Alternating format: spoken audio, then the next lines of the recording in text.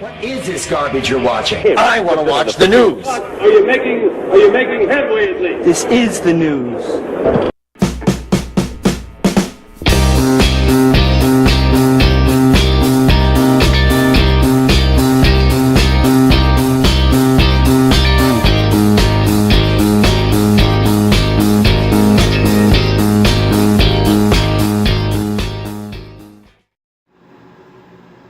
Now you see me, now you don't, now you do, whatever. Hello ladies and gentlemen, welcome to the first episode of All About Drug Addiction. My name is Doug. I'm a former opioid addict and a former benzodiazepine addict. I just want to state for the record up front, I was legally habituated to both drugs. Had a prescription for it, whole 9 yards. Drug addiction can happen to anyone. Probably one of the most famous drug addicts by way of prescription medication, Elvis Presley. In this video, I'm going to be talking about something called how to withdraw from opioids by using Tramadol. Tramadol is a generic version of the drug Ultram. I got to look over here to my little note sheet. I'm not a seasoned YouTuber. This is a 5-year-old crappy camera. As you can see over here in the darkness, it's grainy. The video may cut out, it may clip. I'm not going to sit here and edit. I watch YouTubers all the time who, if they flub a line, they'll just cut that out and then you'll see their face over here. Then you'll see it over there. I don't do that. I'm here trying to save lives, not be Casey Neistat. Okay, just a little background on me. First time I had Vicodin was in 1985. My right ACL got snapped and I had to get my knee scoped. And after the outpatient surgery, jumped in the back of a car. My sister was driving and on my way home I was in pain. We picked up Vicodin. I took maybe 1, 2, I don't remember. That's 1985. But I do remember 15 minutes later getting nauseated, getting sick. I looked at the prescription, it said can't cause nausea or vomiting. I chunked that bottle of pills outside the window going down the road. Next time I had Vicodin was early 90s, had my wisdom teeth pulled out. I don't remember anything about that. I don't remember any sickness or anything. Yeah, well I do, I was nauseated the whole time. But I don't remember thinking, oh, I'll just like Vicodin. This is really great. I just want to start doing this every day of my life. No. Next time I had any opioid was in the late 1990s, and then right around 2013, I started seeing a pain management doctor at a pain management clinic. Had an MRI, x-rays, everything. I mean, I've got a legitimate low back problem and I'm on disability currently for it. Once I got started on opioids, I went from Norco 10-3-25 4 times a day to Norco 2 tabs of 10-3-25 a day. Every couple of months I had to keep bumping up my medicine. I kept thinking that I'm in more pain than what I was. I see the doctor, he bumped me up, so I went from Norco to Oxycodone 10 all the way up to Oxycodone 30 milligrams 4 times a day over a course of 3 years. Early on in my opioid addiction, I started becoming sleepless. I started to have a lot of problems with insomnia. At the time, I didn't make 2 and 2 that opioids cause insomnia. Never saw that because a lot of times what you see on TV is opioids nodding out. Not opioids, but dope users nodding out. I'd nod out a lot. I would wake up with my head in my laptop, wake up with a crease in my head, Pepsi Cola all in my laptop, and it was just not good. The chronic insomnia led to, it was about 8 to 10 to 12 times a month. And what that led to was if I didn't go to bed at 12, I would stay up all night, and at 4 o'clock I would take another pill, whatever it was, Norco, Oxycodone, whatever. This led to me running out of my prescriptions early by 2 to 3 days, 2 to 3 days at a time. In the beginning, I just had to suck it up and deal with the anxiety and the withdrawal process. Every night when I went to bed, when I was withdrawing, I would wake about 3 to 4 times every 2 hours in a ring of sweat. Just not good. It sucked. Well, over a course of a few months, my doctor prescribed Ultram or Tramadol, and to take it for breakthrough pain. I had had Ultram previously. It sucked. It's not a good narcotic. Does nothing for pain. It may be good for a headache, but it's not good for breakthrough pain when you're on Oxycodone 30 milligrams. Well, one time I ran out of medicine early again. This time I turned to the Ultram. I was in pain. I thought, well, let's just give it a shot. I took it the day I didn't have anything else to take. I expected to go into withdrawals later that day. I expected to go to bed and wake up in rings of sweat at least 3 to 4 times that night. It never happened. The next day I woke up. I was expecting severe anxiety from the drug withdrawal. It never happened. And this continued until I went to go back to see my pain management doctor, got my Oxycodone again, and that was about it. Fast forward to June 2016. This was a blessing in disguise. My pain management doctor, they had been building a new clinic 10 miles away. Business was booming there, and my car broke down. The motor seized up in it. So in my next appointment in July, I had to cancel because I couldn't make it. I could not afford a cab fare. I'm on disability. I wasn't going to ask my friends to cart me all over town. I've never been like that. I just wouldn't ask anybody to do things like that. I could have rode my bike, but it was too far. It would have been big stress on my back. And June, July in Texas, it is hot.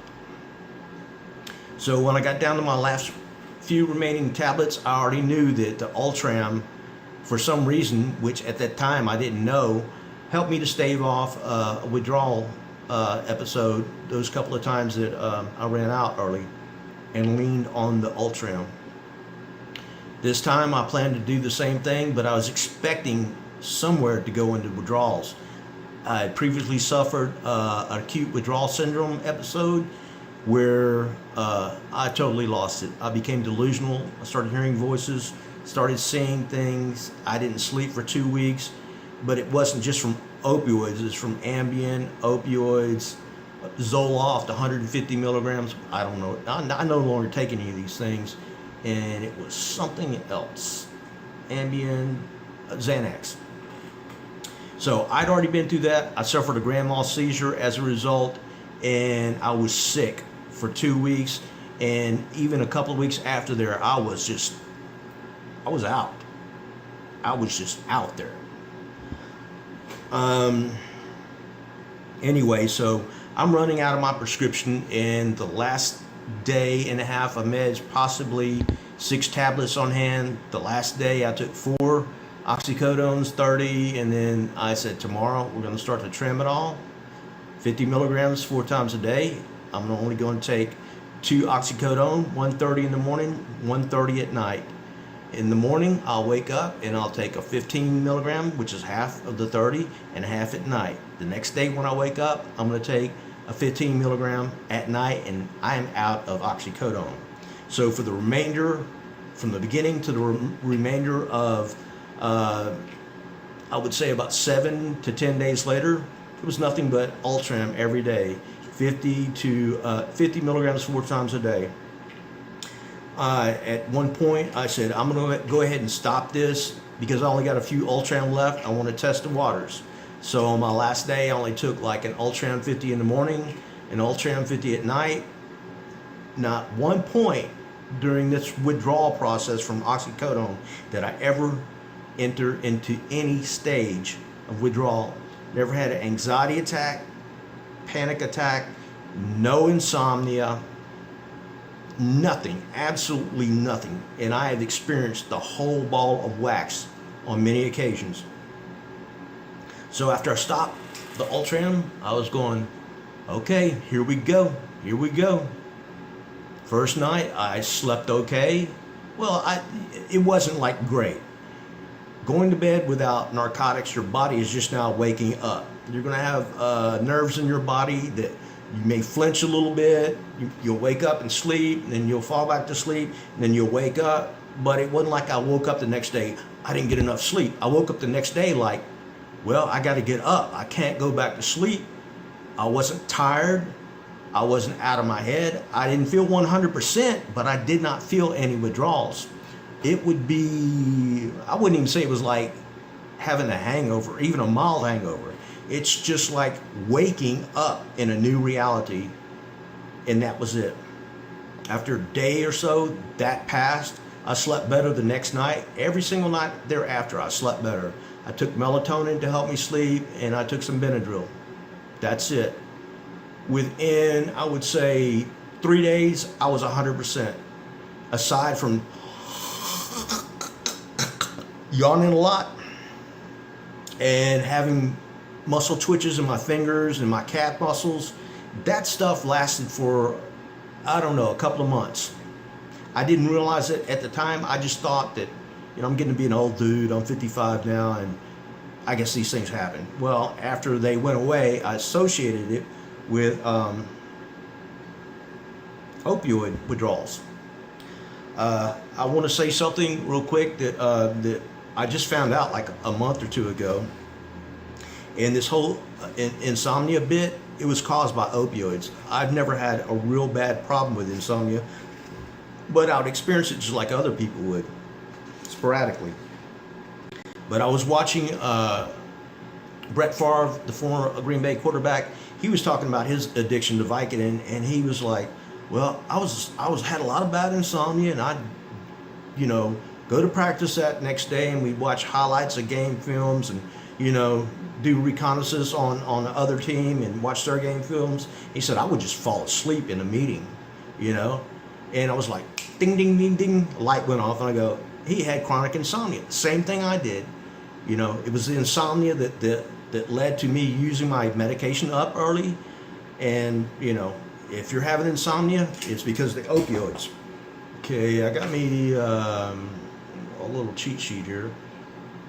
I already told you about that. Okay, I told you about how the taper process was. There's going to be a link down here somewhere, and it's going to go to a WordPress blog site. And it's going to have everything I'm telling you here. It's going to have a letter that you can take to your doctor. I'm a former nurse. I know the lingo. I know the taper process. I know drug half-life and stuff like that. So when your doctor reads a letter, he'll understand what the point and how to get off opioids by using Tramadol. Now, the standard treatment protocol, which there is no standard treatment protocol, every time I've tried to get off benzos or opioids by using a doctor, it was always hit and miss, and it was almost always miss. And they would tell you, well, this is the way we do it here. And then you go someplace else, it's totally done different. I did work in a methadone clinic back in the mid-2000s, and it blew my mind how in a methadone clinic, people come for their methadone every day, but they're on methadone because they're former other polyopioid use, like heroin. I don't think heroin's a big deal in my town, but like maybe they were on Oxycodone, they was taking a high dose, multiple doses a day, and so they see this doctor at a clinic here where I live at, and the doctor puts them on methadone. I guess it's cheaper, and you only have to dose once a day because of the long half-life of methadone. Don't have much experience with Suboxone. I did a little research on it. It's just another stronger opioid with longer half-life. Now, one of the questions you may be having, how does the Ultram work, or the Tramadol work? It works because, let me tell you this, it is the weakest opioid analgesic in all the opioids that are prescription medications.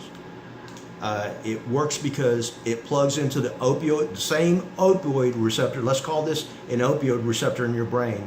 If this is heroin and this is the receptor, they both make contact. If this is oxy, it makes contact. If this is Norco, they all do the same thing. Well, guess what? Tramadol does the same thing. It connects just in the same way, but there is no euphoria associated with it. Now, if you're opioid naive, meaning you don't take opioids, and you get a prescription for it and you take one, you'll get very, very, very mild euphoria. Then on your second dose, you're not going to get it again. I guess it's like smoking marijuana, except it's in reverse for the first time. Another thing, I don't advise you, if you get a script of Ultram, to try to abuse it. It will kill you. You will go into grand mal seizures, and seizures can kill you. You can also die by way of respiratory depression. But getting back to how Tramadol works, it plugs into that same opioid receptor. So once you start the Tramadol along with tapering from your drug of choice, and that drug of choice is gone after your third day, it's gone. It's still in your body, but so is Tramadol.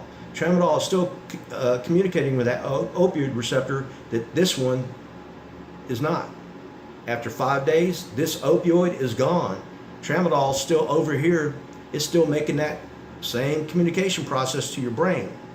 The reason you don't feel any addiction once you come off is because Tramadol is virtually non-addictive. It is for that reason only. Well, it's not for that reason only. It's because it's non-addictive, and it allows you to taper off your opioid of choice without going into drug withdrawal from that opioid, simply because it's making the same connection to your brain as everything else, including heroin.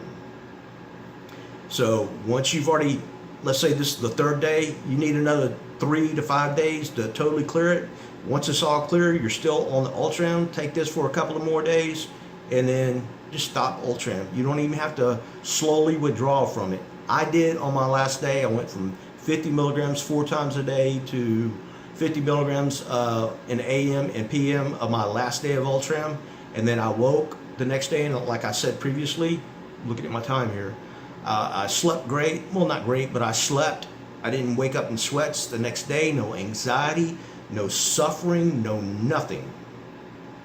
And after a couple of days, I started getting my life back in order. I would be willing to say this for everybody, that if you do this taper process, you'll still be able to go to school. If you go to school, if you have a job, you'll still be able to work your job. You don't have to worry about calling in sick.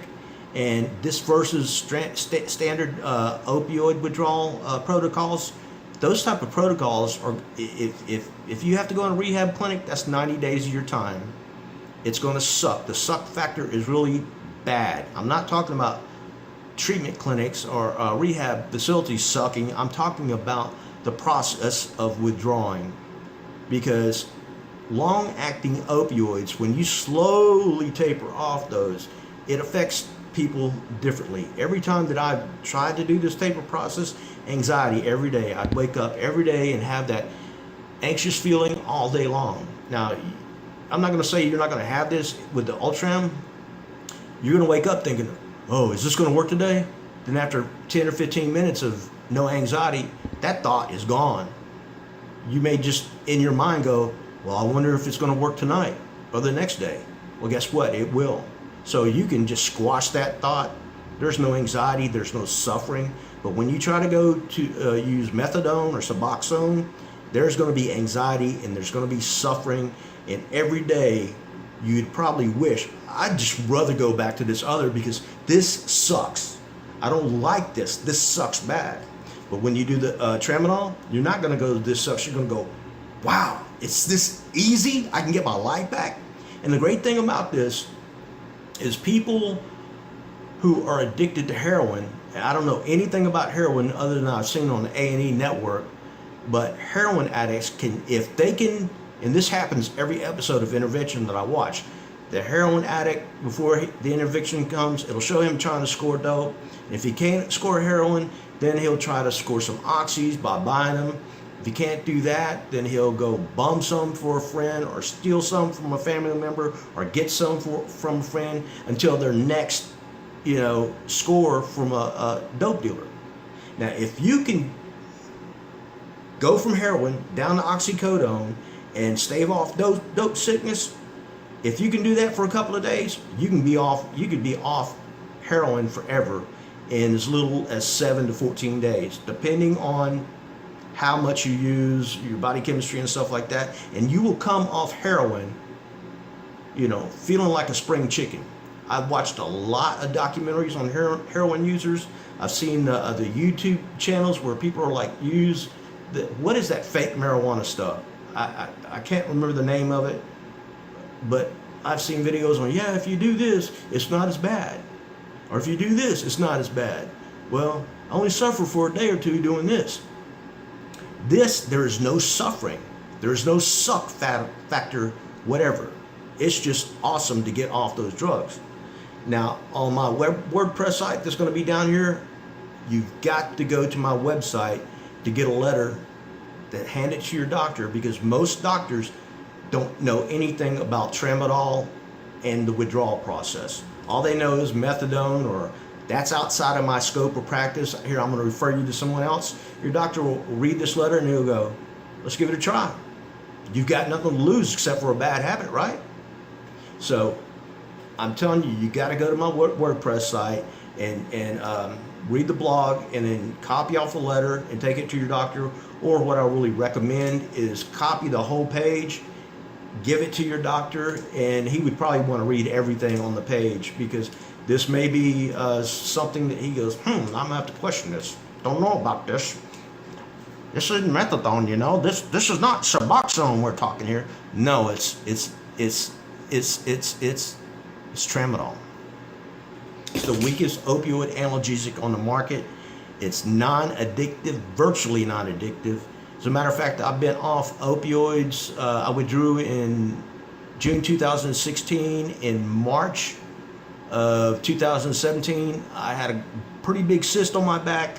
I went to my doctor. I told him no narcotics. I said, can I get just a few Ultram, because it's right directly on my spine, and when I go to sleep at night, it hurts. Well, it never really did anything for the pain. I copped a little buzz on the first pill, and then after that, I didn't, no more buzzes. It didn't work for the pain, so I stopped. I know that there's literature out there that states, I mean, I was a former nurse, got my drug book here, and it says, you know, there is a potential for abuse in people with addictive lifestyles or addictive personalities or whatever. That may be true. I've actually watched a YouTube video where this guy talks about scarfing down Benadryl, and he was addicted to Benadryl. I don't see how in the hell anybody can be addicted to Benadryl. But I guess there are people out there that got quirky physiology about them, and possibly you can get hooked on stuff like that. That's going to be about it for my show. I'm going to have a PayPal link somewhere. I don't make any money doing this. This is going to be the first video on YouTube. They're not going to let me monetize this video until after 10,000 views. I'm going to put a PayPal link up, and the reason for this is I want to convert my blog into a full domain. It's on WordPress. I want to get it shifted over, because right now I'm not going to get a lot of hits off of it. I'm also a web developer, and I know search engine optimization techniques, and they just don't work for a WordPress blog that is it's nothing but a subdomain of WordPress, and subdomains just don't get any exposure. Another thing I want to do is I want to advertise on YouTube and on Google, and that's going to cost, you know, $20, $50 a day, or however much I can afford to do it. But this is really important message to get out to addicts, because there's so many addicts that have no way out except to suffer and to suck it up and just quit cold turkey, or however they can piece it together, and the suck factor is just too bad, and so people don't want to do it. There's no suck factor in this whatsoever. You can snap right back into life immediately. I mean, no suck factor. So if I can advertise this and get it out there and get this recognized as a standard form of treatment that is more safe, more effective than any other opioid withdrawal treatment in the world known to man, if I can get this out there, we can save a lot of people. Because in 2016, 64,000 people died of opioid overdose. Today, according to the CDC, which is Centers for Disease Control, there's 91 people a day dying from opioid. So that's close to 360,000 people this year in the United States alone dying from this. There's no reason that you need to, oh, well, I'm out of Oxycodone, I need to graduate to heroin. It's cheaper. People, I'm not here to preach to you, but ever since I was a kid and I got my first drug class in me at school, I learned something. When you buy drugs on the street, you don't know what you're getting. I've watched a lot of drug interventions and how you make money gang banging and how you cut your dope. People are putting stuff in the dope that don't belong there, and then you in turn inject it into your arm. It makes no sense. I just watched a documentary on that little Peep dude. I've been watching his videos because the guy looks like a freak. And the guy's popping Xanaxes, he's drinking codeine, that shirt, and doing all these crazy things and smoking weed wherever he goes. And I go, that kid is going to die. Well, I didn't find out until yesterday. That kid died like, I don't know, a month ago or something like that. You can just see someone that's got death written on their forehead. He didn't have it literally written, but it was on his forehead. The kid was going to die, and he's dead. He bought what he thought, or a fan gave him what was supposed to be Xanax. Well, it was cut with fentanyl, and it was enough to kill him. Every time you go score something, you go, oh, well, I know my dealer. My dealer's a good dealer. He wouldn't do me the wrong way. He wouldn't cut it with some bad shit. Yeah, he will. He's making money. You don't mean nothing to him. Once you get your life back together, which is going to be very, very quick, you're going to look for ways to, I got to keep looking at my time because in 30 minutes this is going to be gone. You're going to be looking for ways to get that feeling back like you got with the euphoria. You're not going to get that in real life except through sex, working out, eating, but eating healthy. The more healthier you get your life and your body and your mind, the less likely you'll ever want to go back to shooting up dope or popping pills.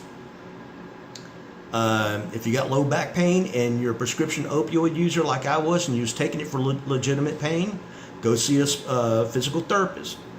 Buy a teeter inversion table. That thing has helped me so many times when I wanted a pain pill, and I just jumped on my teeter for 5 minutes and I hung upside down like Eddie Munster and popped my back out. And I'm like, who needs a pain pill, man?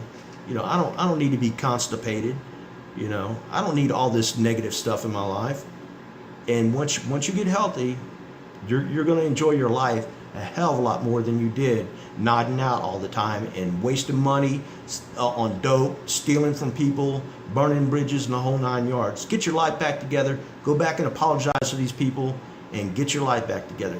Visit my WordPress blog. There's a ton of information on there. You're going to want to print it off, hand it to your doctor, let your doctor look at it, and he'll help you out.